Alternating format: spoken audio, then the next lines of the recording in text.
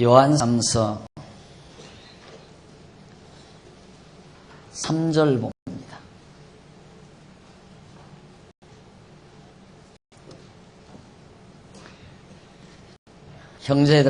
형제들이 와서 내에 있는 진리를 증거하되 네가 진리 안에서 행한다 하니 내가 심히 기뻐하노라.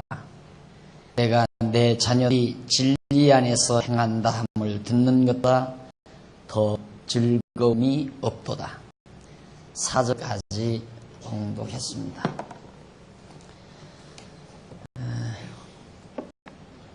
오늘은 교재 31페이지를 펴시면 됩니다. 전통신학의 여러 분야, 전통신학의 여러 분야.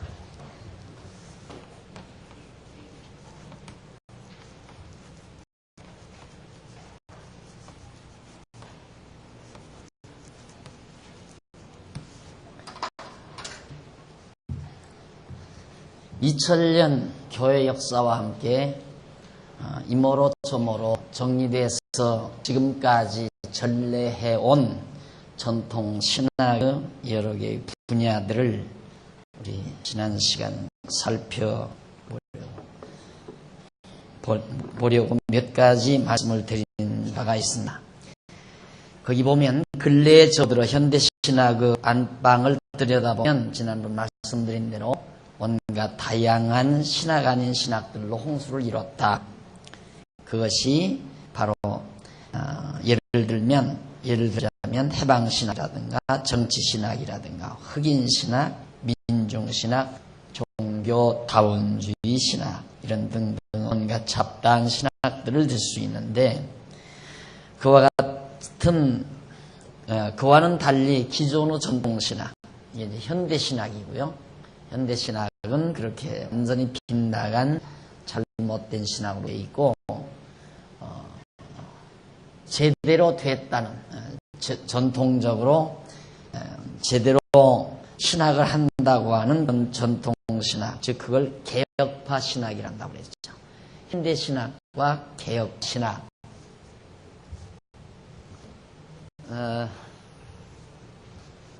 이제 종교 개혁 프로테스탄트 신학하면 개혁파 신학인데 이게 이제 16세기부터 쭉 흘러오다가 예수님 당시부터 생각을 하십시다. 그래서 사도시대, 그리고 속사도시대, 그리고 교부시대, 그리고 신부시대, 이렇게 생각하시면 됩니다. 예수님 오셨다 가시고 예수의 12 제자에 의해서 전해진 것이 사도 요한이 주 100년까지 살았죠. 그래서 사도 요한이 살아있는, 지금 방금 제가 읽어드린 요한 3서가 사도 요한이 기록한 거고 요한계시록도 사도 요한이 기록한 겁니다. 그래서 이 100년까지 1세기 이때까지를 바로 사도시대라고 명명을 합니다. 그런데 사도들이 가르친 제자들이 있을 거 아니겠어요? 그걸 속사도라고 그래요. 사도들의 가르침을 받은 제자들. 그러니까 이 당시에 뭐 제자들이라 해봤댔자 베드로는 뭐 예수님 가시자마자 얼마 안 있다 뭐 죽임을 당하고요. 야고보도 빼임 당해서 죽고요. 사도들이, 예수의 제자들이. 뭐 몇몇 또 시원찮은 제자들은 있으나마나한 제자들로 그냥 있다가 사라져버렸고, 그리고 남아있다는 게 사도 요한이 끝까지 이제 100년까지, 주 100년까지 살아남으면서 도망다니고 이리저리 피신 다니면서 결국 요한계시록까지 기록을 한 거란 말입니다. 그러니까 속사도라야 그게 많지를 않았어요. 그런데 이때까지도 이제 상당히 건전한, 비교적 건전한 신앙사상을 가지고 있었고, 그 속사도들에 의해서 가르침을 받은 교부들이 있었어요. 1세기, 2세기, 3세기경 교부들. 그 교부 중에 하나가 이제 어거스틴이라는 교부가 있습니다. 이게 이제 4세기 사람인데, 어거스틴 교부 신부. 예. 그래서 그 어거스틴이 가장 이제 그 영향력을 발휘한 예수님 승천하신 이후 그 후에 한 4세기경에 가장 신학적으로 영향력을 발휘한 학자 하면 어거스틴을 꼽을 수 있죠. 어거스틴.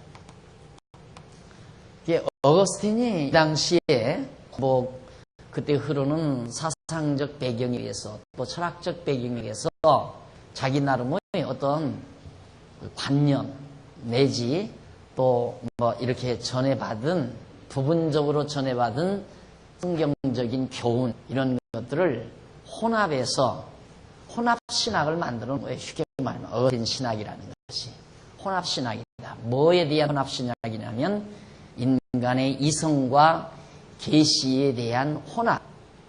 인간이 이성으로 판별하는 합리적인 사고와 그 다음 하나님께서 주신 계시의 내용과 그걸 혼합을 시켜서 이렇게 얼버무려 놓은 것이 어거스틴 신학이다. 오늘 아침 나온 장모님이 바로 인간의 합리주의가 어디에서 결함이 있는 거냐고 그런 말씀을 들었는데 인간의 합리주의라는 인간의 이성에서 나온 하나의 관념에 불과한 거거든요.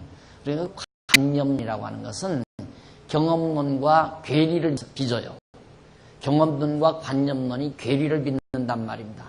근데 경험론은 사실에 근거한 거고 관념론은 우리의 인간 사고에 이 관념에 기초를 한 거기 때문에 관념은 한없이 이렇게 막 구상해 갈 수 있잖아요. 관념적으로는. 그래서 잘못하면 관념은 궤변으로 빠지고 경험론은 고집으로 빠지는 그런 경향이 있게 되어집니다. 그러니까 진리라고 한다면 이론과 실제가 결합이 돼야 되거든요. 이론과 실제, 즉 관념과 경험이 맞아떨어져야 그게 진리라는 얘기입니다.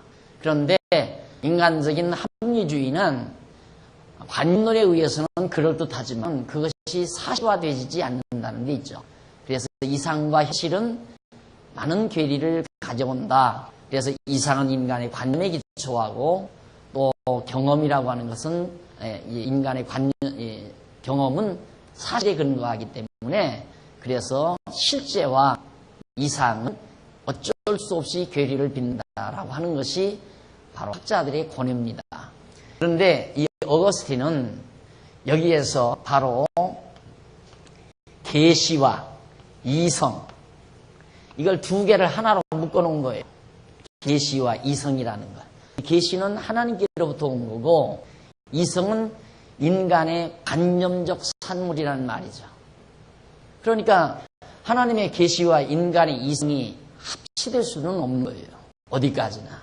그런데 이걸 얼버무려서 그럴듯하게 만들어 놓으니까 위대한 것이다. 이게 어거스틴의 신국론이라든가 어거스틴의 신학서가 이 당시로는 뭐 누구도 넘볼 수 없는 그런 학문 체계였으니까요. 그래서 이제 어거스틴은 그렇게 하는 겁니다. 그러다가 이제 바로 이 4세기경 지나가지고 결국 뭐가 빠져나오냐면 이성에 의해서 이제 이 로만 캐토릭이 이제 이성을 근거로 해서 신학을 빼내는 이렇게. 그것이 이제 중세 로만 캐토릭의 바로 스콜라 신학이라고 하는 천주교 신학의 체계가 된 겁니다. 그러니까 계시는 제껴버리고 빼내버리고 어거스틴이 말한 이성적 이론만을 빼내가지고 로만 캐토릭의 신학을 정립해 놨다 이 말이에요. 그것이 소위 스콜라 신학이라는 말입니다. 어거스틴 신학에서 빠져나온 로만 캐토릭의 스콜라 신학. 그러니까 이것은 엄밀히 말해서 인간의 이성의 산물이기 때문에 철학이지 어디까지나 이건 철학이지 신학이 아니라는 얘기죠. 이건 철학이지. 중세 신학이라고 하는 건 철학이에요. 신학이 아니에요. 신학은 계시에 기초해야 되거든요. 즉 하나님의 말씀, 성경에 기초해야 그것이 신학이지 어떻게 인간의 이성적인 합리적 논리의 기초에서 해낸 것을 신학이라고 할 수 있겠는가? 그러니까 얼마나 정말 우스운 얘기들, 간단히 말해서 오늘 말씀드려요. 연옥설만도 그래요. 연옥. 그럴듯해요. 인간은 나서 죽을 때 누구 다 죄를 정리하기 위해서 연옥으로 간다. 그게 하나의 관념으로 만들어낸 거예요. 인간의 이성적인 기능에 의해서 이렇다는 모든 사람들이 그럴듯하게 받아들인다. 인간은 다 누나가 죄인이니까 죄인으로 살다가 죽으면 죄를 다 정리하기 위해서 연옥에 들어간다. 그럼 여기서 죄를 다 정리한 다음에는 다시 연옥에서 나와서 이제 구원을 얻는다. 이게 이제 구원이죠. 이런 식으로 신학을 만들어낸 것이 이성적 산물. 그게 궤변이죠. 이 궤변 아니에요. 그러나 들어보면 그럴듯해요. 왜? 이성의 합리적으로 그럴듯하게 만들어 놨으니까. 이건 궤변이란 말이에요. 이렇게 어거스틴 신학, 그래서 여러분들이 이제 지금 이게 우리 교회에서 이렇게 하지만은 이 강의가 로고스 신학원 강의로 다시 스크린을 통해서 화요일 날 나갑니다. 그러니까 오늘 공부하시는 분은 제 강의를 들으시는 거예요. 그러니까 조금 제가 수준 높여서 말씀을 드릴 테니까 두 번 다시 안 들어도 돼요. 아주 쉽지 않아요. 예수님 오셔서 사도, 속사도, 교부, 신부 시대에 이르러서 어거스틴이라는 사람이 그 시대의 생각 세계를, 사람들의 이 지성 세계를 완전히 걷어잡았다, 휘어잡았다. 뭘로? 이것으로 계시와 이성을 얼버무려서 짬뽕을 만들어 놨는데 그런대로 맛이 있었다 이 말이에요. 그래서 허다한 지성인들이 여기에 매료를 당한 거예요. 그러자 로마 교회가 그 당시 전통적인 교회죠. 이때까지는 전통적인 하나의 교회니까. 가만히 생각해 보나 자꾸만 인간들을 가르치고 머리를 깨우쳐 놓다가 보니까 자기들이 통솔이 불가능해요. 통솔하기가 어려워진다 이 말입니다. 예, 로마가 정치적으로 온 세계를 제패하다가 망했잖아요. 예수 그리스도 죽인 이후에 로마가 망했단 말입니다. 로마 세력이 그리스도를 죽인 거니까 사실은. 로마가 망하고 나니까 그립죠. 세계를 제패하려는 꿈이 다 산산조각 나버리고 망하고 나니까 제국주의, 그게 너무도 그리운 자기들의 소원이었단 말입니다. 그러니까 이제 정치적으로는 안 되니까 종교적으로 세계를 제패하려는 야망을 품게 거예요. 교회가, 전통교회가. 그러자 그 당시에 로마 교회가 굉장히 발전을 했거든요. 304세기경에 콘스탄틴 황제가 이제 기독교를 이렇게 이제 막 자유화시켜가지고 대인기를 얻고, 콘스탄틴 황제가. 그래가지고 로마 교회가 굉장히 번창을 했어요. 그러니까 그 세력을 얻고 우리가 전 세계를 종교로, 기독교로 제패하자, 이런 야심을 품은 겁니다. 그러다 보니까 자꾸만 가르쳐 놓다 보니까 안 돼요. 가르쳐 놓다 보니까 통솔이 안 된다 이 말이에요. 그래서 결국 하나님 이 사상, 계시 사상을 제거해버리고 인간 이성적 기능으로, 이성적 바탕에 의해서 만들어 놓은 어거스틴 신학 논리의 철학 논리죠. 철학 논리 바탕을 두어가지고 자기네들에게 유리한 쪽은 뭐냐면 세계 제패하기에 유리한 쪽으로 소위 신학 아닌 신학, 소위 스콜라 신학이라는 신학을 체계화한 거예요. 그래서 이제 뭐냐면 첫째가 교회는 하나. 교회는 절대 하나다. 근데 그 교회란 뭐냐? 교황을 중심으로 한 조직이다. 인간 조직이다. 그러니까 하나의 인간 조직체가 교회인데 세계의 교회는 하나밖에 없다. 그러면 그 하나의 우두머리는 누구냐? 교황이다 이 말이에요. 이 로마 교황이 온 세계 교회의 우두머리다. 이 교회관을 그렇게 만들어놓고 그다음 구원시킬 수 있는, 연옥에서 꺼내줄 수 있는 능력자가 누구냐? 오직 교황 한 사람뿐이다. 그렇게 다 만들어 놓은 거예요. 교황이 끌어내야 여기 연옥에서 날 수 있다. 그러니까 모든 신자는 일단 죽으면 연옥으로 들어간다. 그래서 우리나라에 천주교가 들어온 지가 200년이 됐지만은, 200년이 됐다 하지만은, 연옥에서 나온 사람은 지금 한 100명밖에 안 돼요. 몇 년 전에, 아마 내가 알기로는 10년도 넘었죠. 그때 할아버지가 온 있었어요. 교황 할아버지가 와가지고 여의도 광장에서 땅에다가 키스했다든가 무슨 김방에서 땅에다 키스를 했다든가. 그분 오면 그런 쇼를 하니까요. 뭐 땅에다 대고 키스를 해요. 사랑한다 이거죠. 이 조국이 한국을 사랑한다 이 말이에요. 그런 모션을 취하면서 이제 와가지고 그때 100명을 꺼내줬어요. 그 100명은 천주교 처음 들어올 때 순교자들, 목베임하고 죽은 자들이 있어요. 그 사람들을 여기서 이제 10명, 100명, 그 사람만 연옥에서 나온 거예요. 그런 전혀 성경에는, 이 계시가 성경 안에, 성경에는 전혀 근거도 없는 내용들을 그렇게 정말 허무맹랑하게 그렇게 머리를 만들어가지고 그걸 계속 교인들에게 주입시키는 거예요. 신도들에게.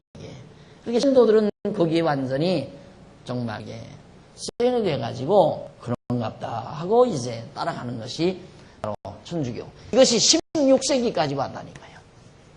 이게 종교개혁이에요. 종교개혁. 종교개혁.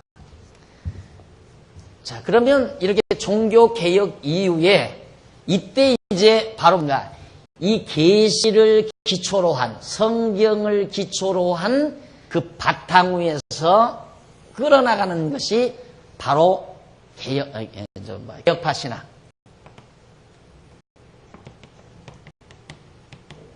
개혁파 신학이라는 거예요. 그럼 종교개혁 신학이라 이 말이죠. 그것은 어디 기초로 둔? 이 계시에. 그래, 로마 캐토릭이 사세기형 무시해버린 성경에 기초한 신학, 거기에서 이제 구체적으로 원리를 되찾아가지고 성경에서 개혁파 신학을 정리하기 시작한 겁니다. 그런데 이 개혁파 신학을 성경을 기초로 해서, 그래서 신학의 원천이 뭐냐? 이제 여기도 앞으로 공부하면 나올 거예요. 신학의 원천은 성경이다. 이 말이에요. 계시. 우리가 기독교 신학을 정리할 때 어디서 그 신학 이론을 꺼내올 거냐? 그 원천이 어디냐? 그게 바로 성경이라 이 말이에요. 성경에서 그 모든 신학 이론의 근거를 성경에서 가져온다. 이게 바로 이제 계시 신학이거든. 여긴 이성 신학이고 철학이죠, 그러니까. 이게 완전히 이것은 좀 죄송하지만 하나의 궤변 철학이에요. 로만 캐토릭 신학이라고 하는 것은 궤변 철학. 그래서 궤변가라고, 철학가를 궤변가라고까지 하잖아요. 그렇죠. 머리로 자기 혼자서 생각하는 망상도 하나의 철학으로 들어가니까, 학문으로 가니까. 자기가 관념적으로 쫙 합리적으로 관념에 기초한 합리적인 이론을 전개해 가면 그것이 하나의 학문으로, 즉 철학으로 정립이 된다 이 말입니다. 그래서 결국 이 16세기까지 오다가 이건 완전히 거짓이다. 허위와 거짓으로 가득 차 있다. 그래서 마틴 루터가 봉기를 들고 시작된 것이 바로 종교개혁이죠. 이 종교개혁에 의해서 다시 그때부터 이제 계시신학, 개혁파 신학을 이어가는 겁니다. 가는데 문제는 이제 17세기, 18세기, 17세기, 8세기, 18세기 이제 계몽주의와 뭐 17세기 칸트 이런 철학자들의 발굴로 인해서, 등용으로 인해서 어떤 현상이 나타나느냐면, 이 개혁파 신학은 성경 계시에 의해서 하나님의 존재를 믿고 하나님 중심의 신학으로 정리를 해가는데 누가 하나님 봤느냐? 다시 이성을 들치는 거예요. 누가? 칸트가. 칸트가 인간 이성으로 우리는 분별을 해봐야 한다. 무조건 하나님 믿어서 되겠느냐? 그래서 인간 이성을 다시 부추겨 들고 일어난 것이 철학자 칸트인데, 여기에 힘입어 이제 문예부 운동과 더불어 이제 16세기 문예부 운동으로 계몽주의가 계속 발달하면서 인간의 인지 발달이 이제 이루어지게 됩니다. 그러면서 이제 광병 발달이 이루어지고, 그러면서 나오는 것이 소위 이제 현대신학. 현대신학. 이렇게 빠져나와. 여기도 역시 이제 인간의 칸트 철학에 기초한 인간의 이성을 바탕으로 한 현대신학이, 그 현대신학, 아까 서문에서 말한 그거예요. 정치신학, 해방신학, 흑인신학, 민중신학, 종교다원주의. 이런 신학들이 다시 이렇게 꼬리를 물고, 이건 정말 너무 유치한데, 이것은 스콜라 신학에 비하면 아주 정말 지성인들이 혹반하고 넘어갈 만큼 현실적이면서 의식적이고 역사의식의 기초를 두고 신학을 풀어가는 거예요. 그러니까 흑인신 같은 것은 봐라, 백인들에 의해서 흑인들이 눌리고 있다. 아랍 신학이라는 게 생겨날 거예요. 머지않아서 아랍인 신학. 왜냐하면 지금 이 서구 문명에 의해서 아랍권 문명이 지금 완전히 학대를 당하고 있잖아요. 그러니까 그들을 돕는 것이 바로 기독교다 이 말이죠. 그런 방법으로 신학을 만들어내는 거예요. 그러면 아랍 신학이 아랍인 신학, 흑인 신학이 생긴 것처럼 아랍권 신학도 생길 수 있다는 얘기입니다. 자, 이런 식으로 만들어내는 것이 현대 신학이다 보니까 개혁파 신학은 또 완전히 형편없이 되는 거예요. 희미하게. 그런데다가 그러면서 완전 인간 철학, 인간성을 바탕으로 한 거 아니에요. 그런 상들이 흑인 신학이나 민중신학이나 해방신학이나 종교다원주의 신학. 낮에도 오전 시간에도 말씀드렸지만 종교다원주의, 지옥은 없다.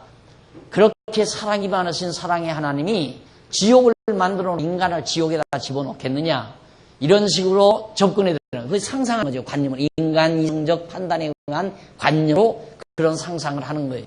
그래서 그걸 이론 체계로 만들어버려요. 그렇게 해서 이제 다원주의 신학을 만들어내거든요. 그게 현대인들에게 맞다 이 말이에요. 현대인들이 그게 쏙쏙 들어간다고 말이에요. 잘 받아들이게 돼 있어요. 그러니까 전부 이쪽으로 다 빠져 들어가는 거예요.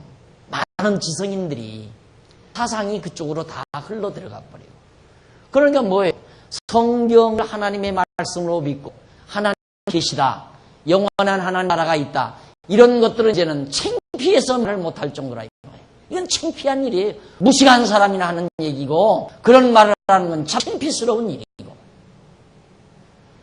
그러면 그걸 창피를 안 당하려면 아니다 하고 힘있게 힘주어 말할 수 있어야 되나요? 그 말을 할 수가 없다 이 말이야. 아니다.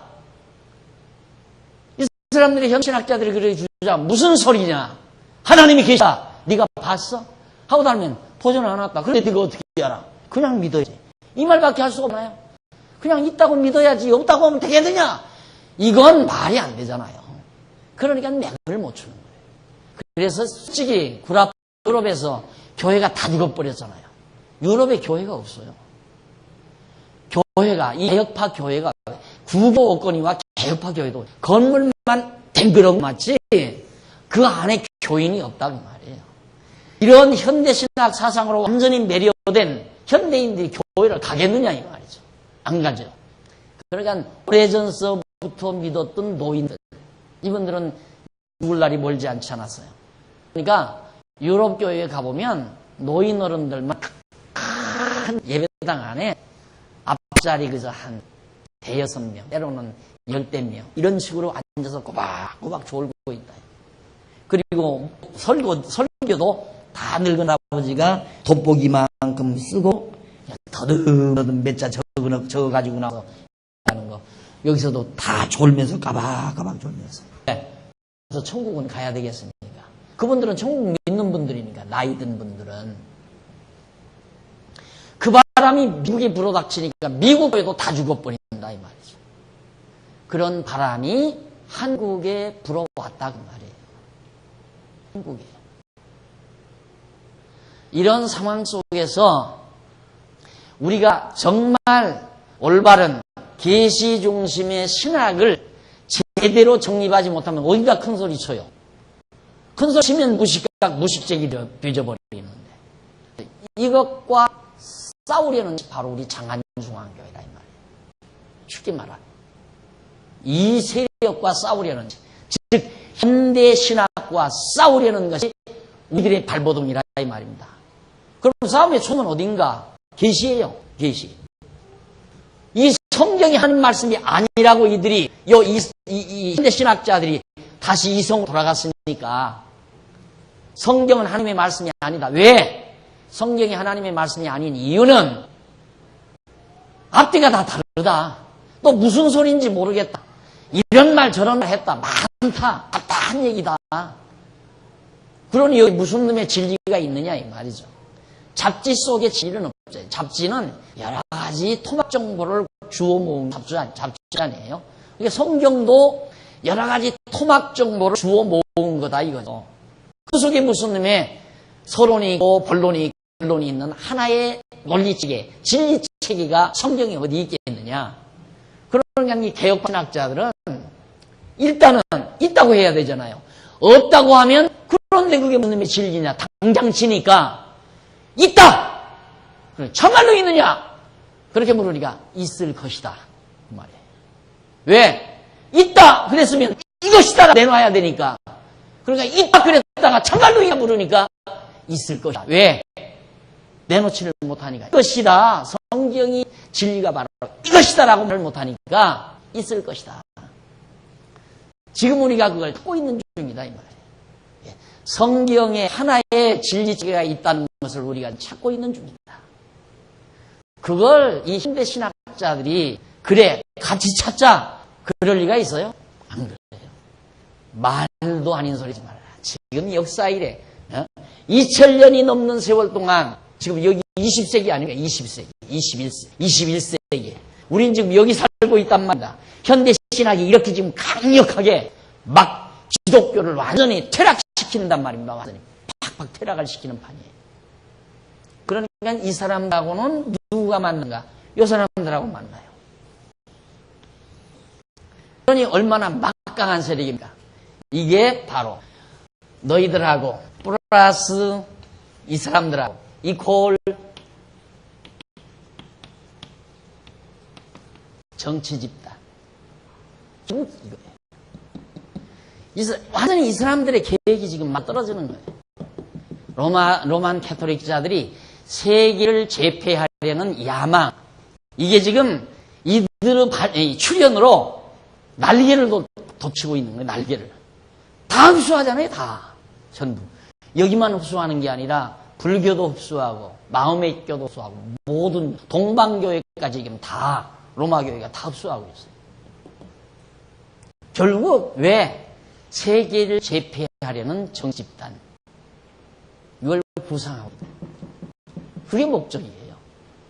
그러니까 뭐 하나님의 나라가 있다, 뭐 연옥이 있다, 뭐하다. 전부 이것을 이루어가기 위한 수단이고 방편이지 진짜 인간들의 영혼을 정말 생각하고 영혼에 대한 영원 소망을 갖게 하려는 종교의 본연에서 다 이미 이탈된 거라 이 말이에요.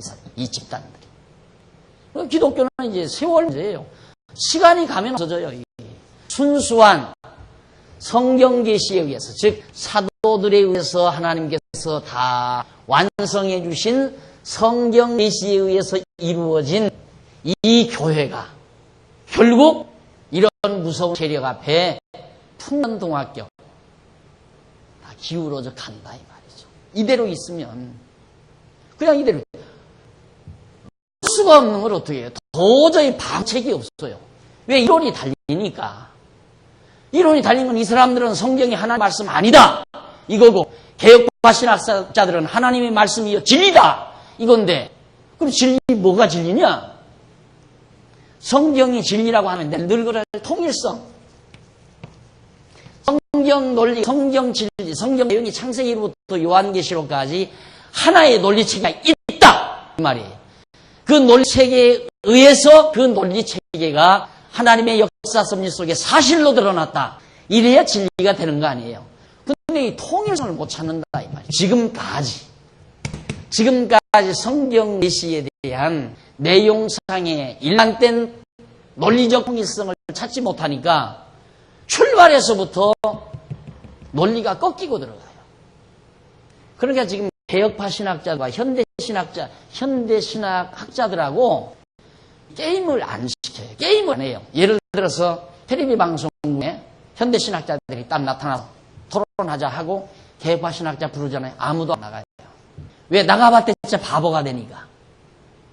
그러니까 너는 너고 우리는 우리다 이거예요. 할 말을 못해요. 그러니까 이 사람들이 써낸 책은 없어요. 책이. 옛날 써낸 책들을 오려 붙여가지고 써내는 책.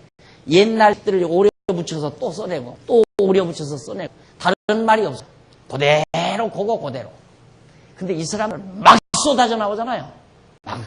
아랍 신학 나오면 아랍 신학 책 엄청나게 크게 나오죠. 또 아랍인 신학만 나오면 세계 정세를 비판하고 미국을 비판하고 뭐 테러 이런 것들을 비판하면서 정말 우리가 이렇게 해야 있다고 해 세계 평화와 정말 유토피아가 이루어진다 이런 식의 엄청난 아주 대범하고 방범한 그런 이론 체계들이 바로 신학서에서 막 다뤄나간다 이 말이죠. 그러니까 뜻 있는 사람들은 막 확 빨려 들어가죠.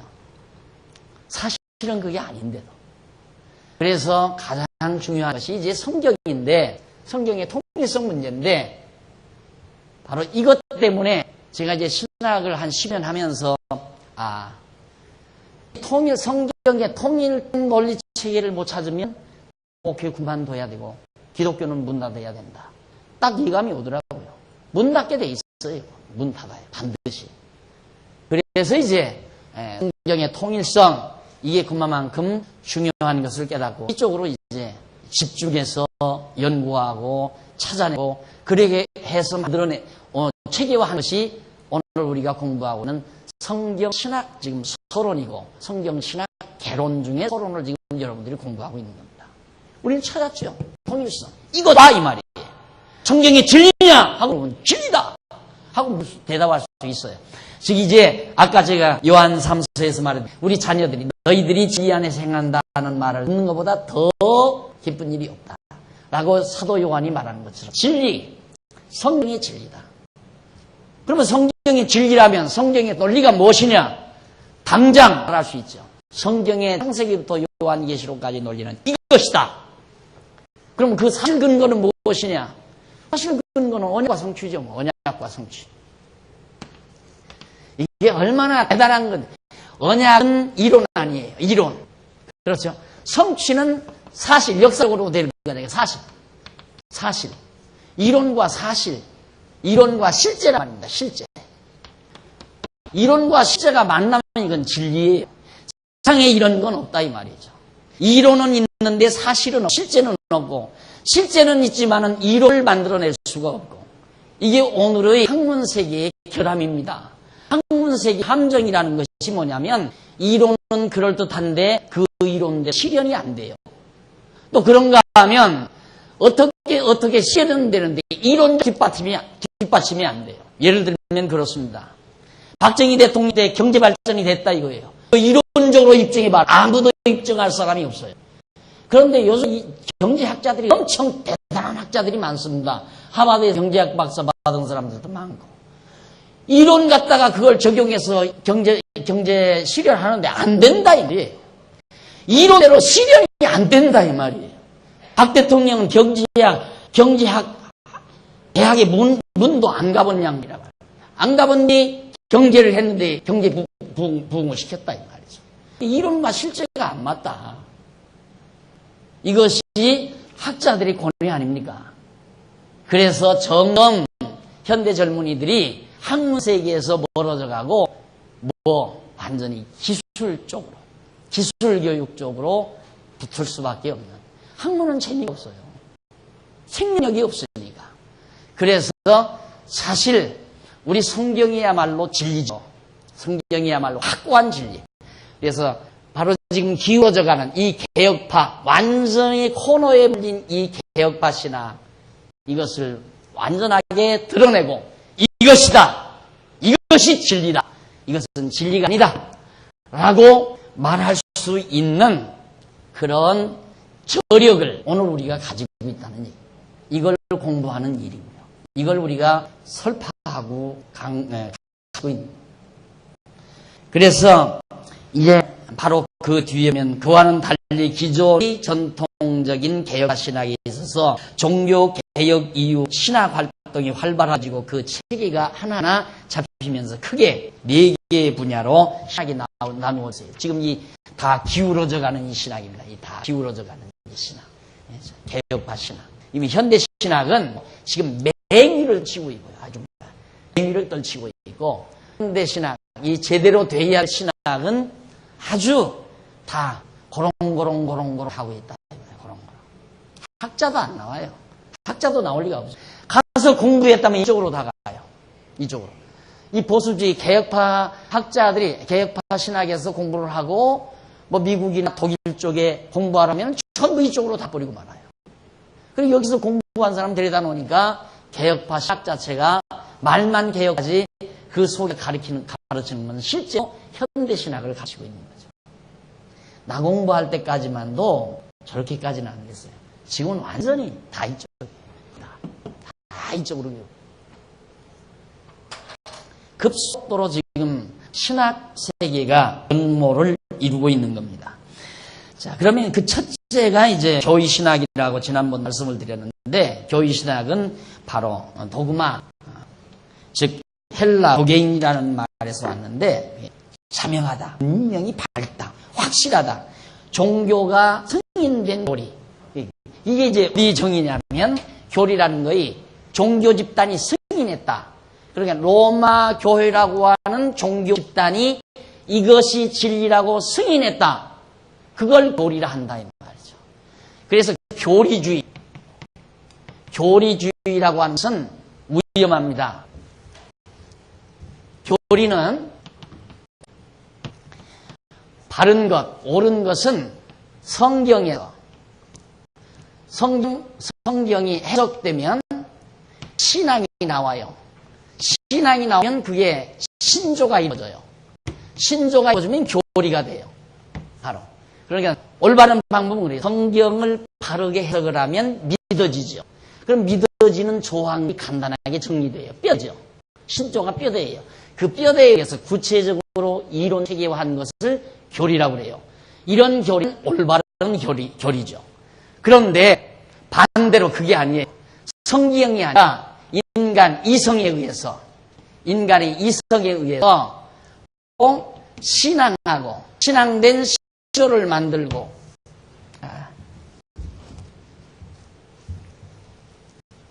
이성에 의해서 교리를 만들고 교리에 의해서 신앙하게 만든 그게 바로 이제 이제 로만 캐토릭이 하는 거죠. 인간 이성으로 교리를 만들어 이것이 진리다라고 해가지고 그대로 가르쳐서 그대로 믿게 강요를 해요. 그게 로만 캐토릭의 교리를 형성하는 방법이에요.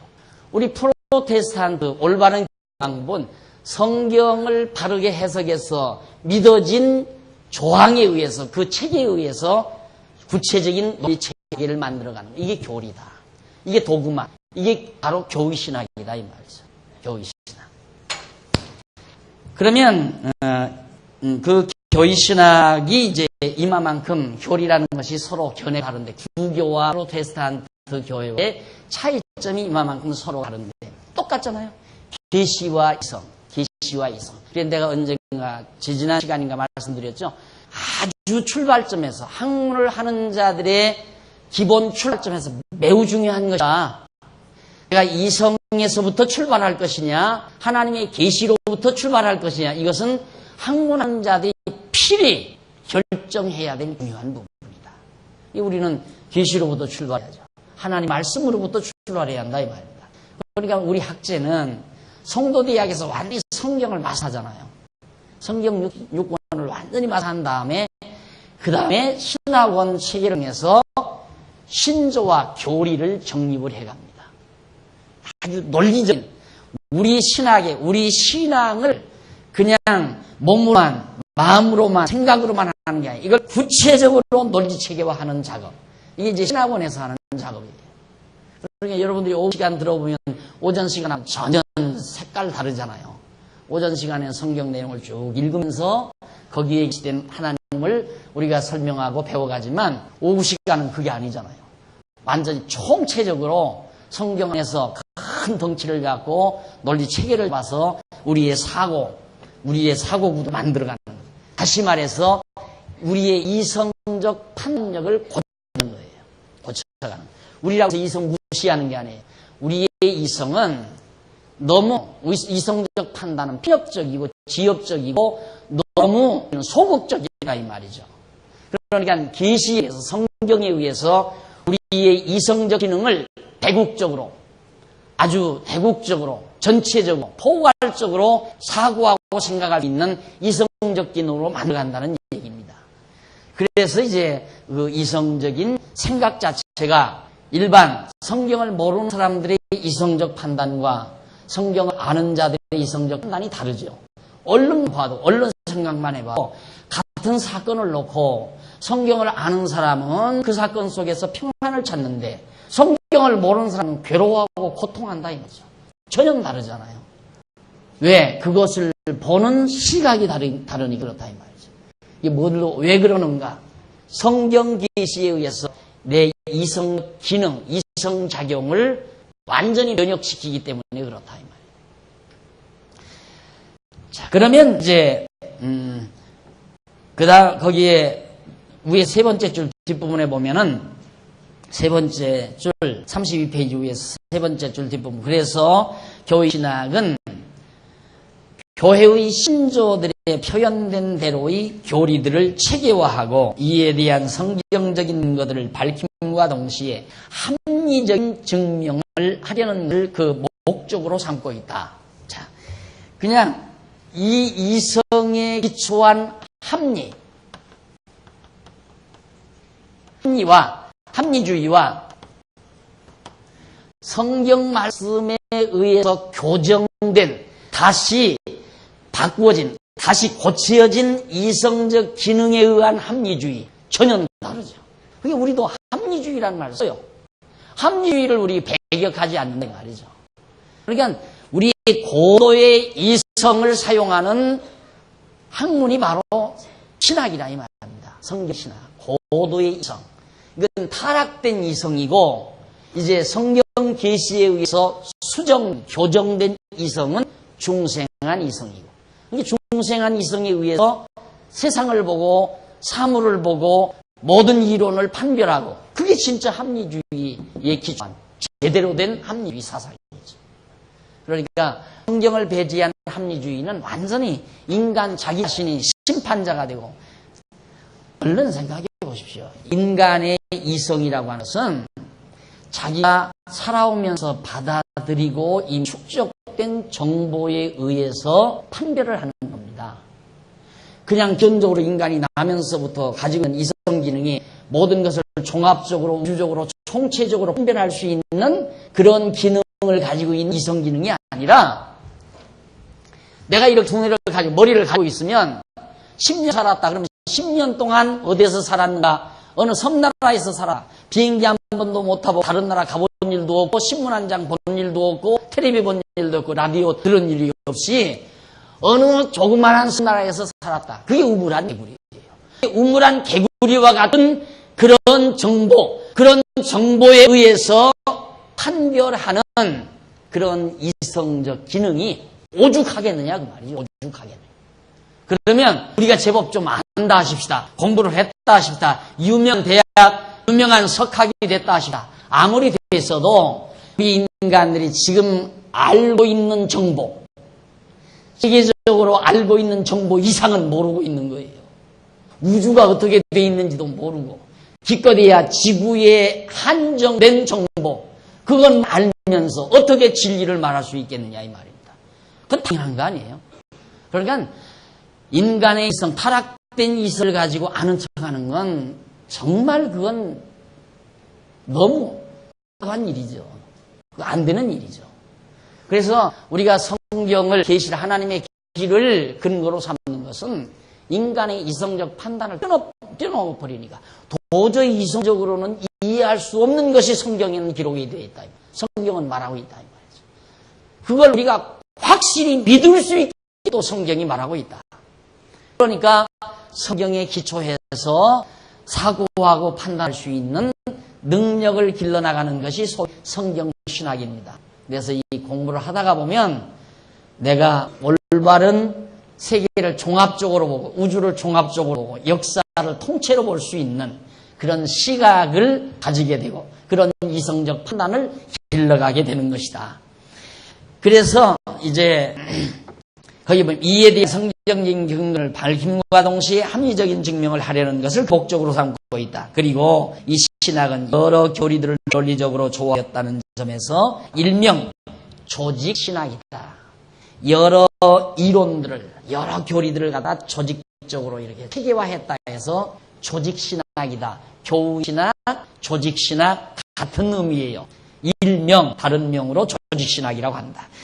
그리고 전통신학에 있어서 교의신학은 모든 신학의 중심적인 위치를 차지하고 있어 근래 이르기까지 많은 신학자들의 매우 높은 관심을 끄는 분야의 신학이었습니다. 그러니까 신학한다 하면 교의신학을 해야 신학자였어요. 얼마 전까지만 교의신학을 해야. 그렇죠. 당연히 아주 교의신학은 논리적이고 체계적이고 학문적이니까 저 사람 신학자면 교의신학자 하면 신학교에 가서도 교의신학자가 누구냐에 따라서 그 신학계의 비중이 달라져 버려요. 그만큼 교의신학, 즉 조직신학이라는 학문의 위치가 당당했댔는데 여기서 이 물결이, 이 현대신학 물결이 마구 헐어져 켜버리는데 이 개혁화 신학을 헐어지니까 속수무책이에요. 막을 수가 없는 거예요. 살아남으려면 학문세계에서 살아남으려면 저쪽에서 비판이 가하면 여기서 넉넉히 그 비판을 걷어차고 확실한 걸 드러내줘야 학문이 살잖아요. 그런데 걷어차면 쓰러지고 말아요. 일어나지를 못한다 그 말입니다. 현대신학자들이 걷어차면. 그러니까 실제로 지금 도서관에 서점에 가보세요. 서점에 가보면 보수주의 신학자들이 쓴 책은 일반 성도들이 그냥 재밌게 웃으면서 쫙 할 수 있는 이런 설교집에 가까운 책들이나 이렇게 나와 있고 현대신학자들이 쓴 책은 막 템처럼 쌓여 있어요. 그리고 그런 현대신학 서적을 취급하는 서점에는 보통 하이클래스들이 돌아다녀요. 하이클래스들이. 그런데 보수주의 서적을 취급하는 종교서적 서점에는 누가? 죄송해요. 그냥 그 열심파들, 주여 믿습니다. 아멘 할렐루야. 그 부대들이 도로도로 돌아다닌다 이 말이에요. 그러니 뭐가 되겠어요? 게임이 안 되는 거죠. 책이 안 나와요. 책이. 할 말이 있어야 책이 나오죠. 그러니 교회 죽지요. 이거 죽는 건 너무너무 한 거예요. 죽게 돼 있어요. 이건 정치 집단으로 살아남아요. 앞으로 정치하려면 이 세력이 뭐야 정치가 돼요. 종교 세력이 뭐야 정치된다 이 말이죠. 다음 타자 한번 보십시오. 되나 안 되나. 타자 나오자마자 명동 성당 갈 거고 총회장들 총연합회 기독교 총연합회 이 사람들 그런 집단 잘 만들잖아요. 연합회장 다 찾아가. 그러니까 요즘 대권 주자들이 아내는 개신교 남편은 천주 그렇게 다 거기 다 있지 않습니까?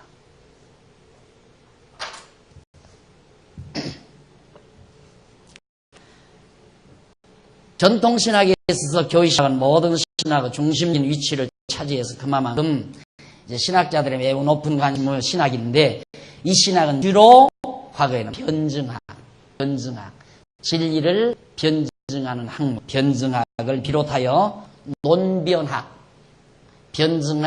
논변학. 그러니까 진리를 변증은 이제 도전해오는 이론을 변증하는 거.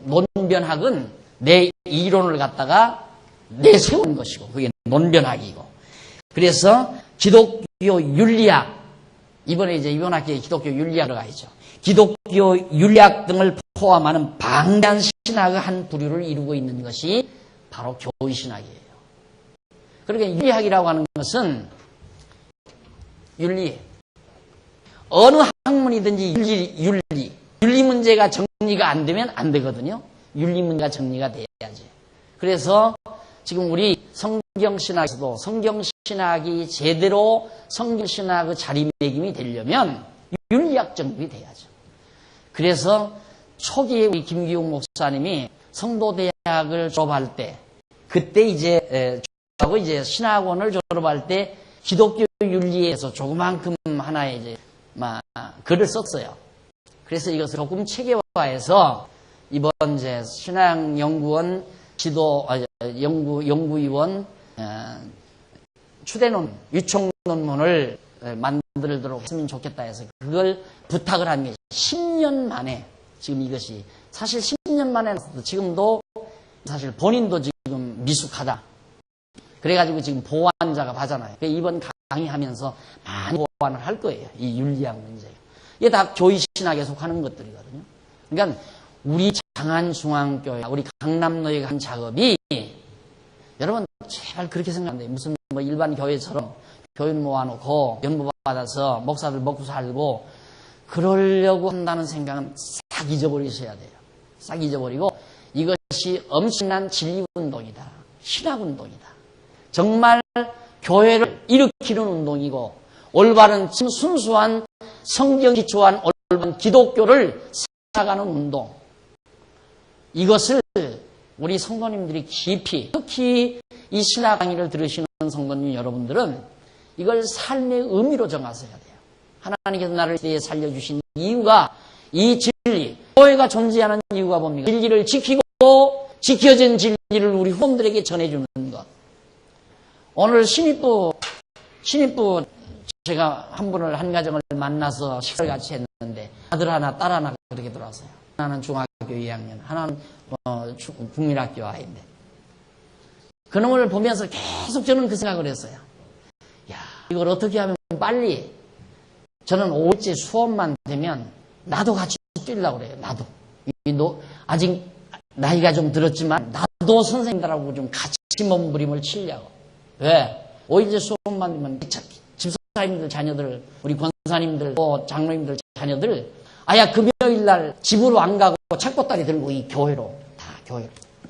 그래서 선생님들도 교회 와서 금요일날 애기들 밥해 먹이고 같이 놀아주고 과외도 시켜주고 숙제도 해주고 영어도 시켜주고 수학도 과외도 시켜주고 이래가면서 일반 교육과 교회 교육을 잘 매칭을 시켜가지고 정말 이 시대에 위대한 지도자로 양성되는 그런 교회 학교를 만들고 싶은 것이 제 꿈이에요. 소망이고.